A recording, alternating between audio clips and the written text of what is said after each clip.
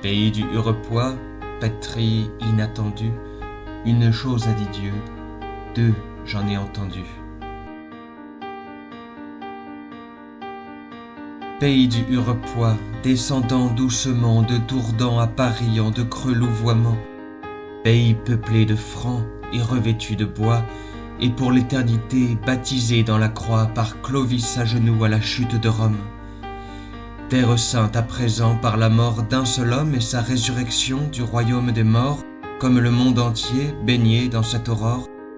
Terre sainte depuis qu'un voile s'est rompu au lointain Orient par le sang répandu.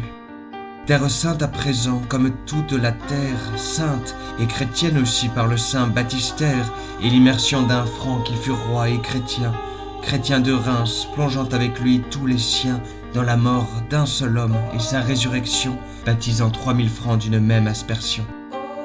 Pays du Hurepoix, patrie inattendue, une chose a dit Dieu, deux j'en ai entendu.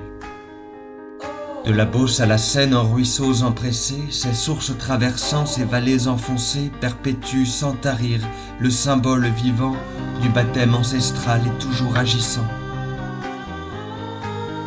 Hurepoix, qui ne fut jamais qu'une province, qui ne connut jamais les glorias de Reims, ni les fronts souverains recevant l'onction.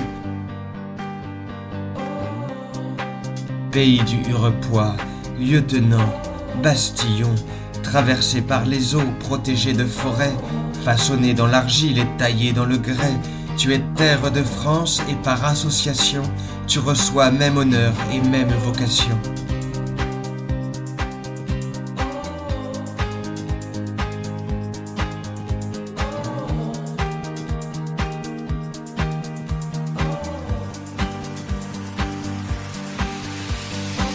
En vallée de Renarde, au gel de février, on avait obtenu de l'ancien marguillier le trousseau et la clé pour entrer dans l'église.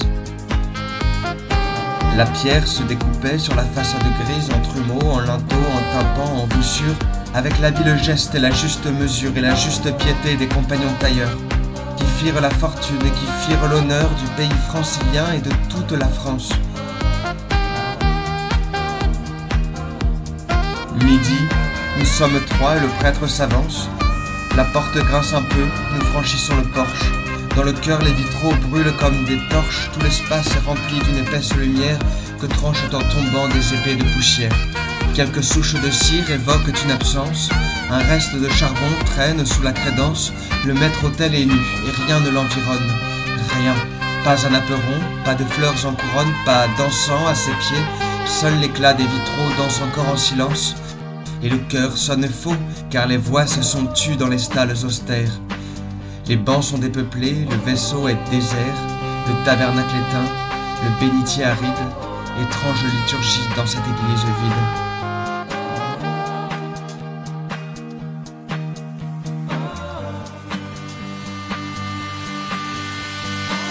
La croix pourtant se dresse ainsi qu'au premier jour, à l'ombre de son fils se tient dans son amour Marie, Stabat Mater que rien ne peut abattre. Les derniers paroissiens sont des statues de plâtre, Sainte Thérèse est là, fidèle, et Saint Antoine l'accompagne.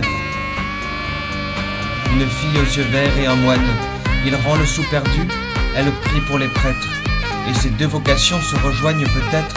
Il prie pour les absents, elle prie pour les clercs, et les deux font tomber Satan comme l'éclair.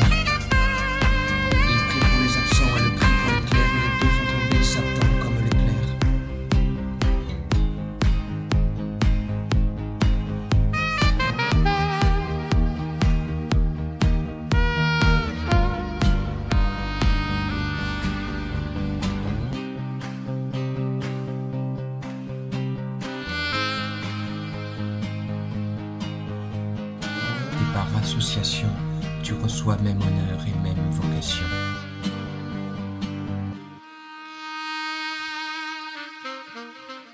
Que cette église est vide et comme j'ai besoin dès aujourd'hui d'un prêtre au battage du gras.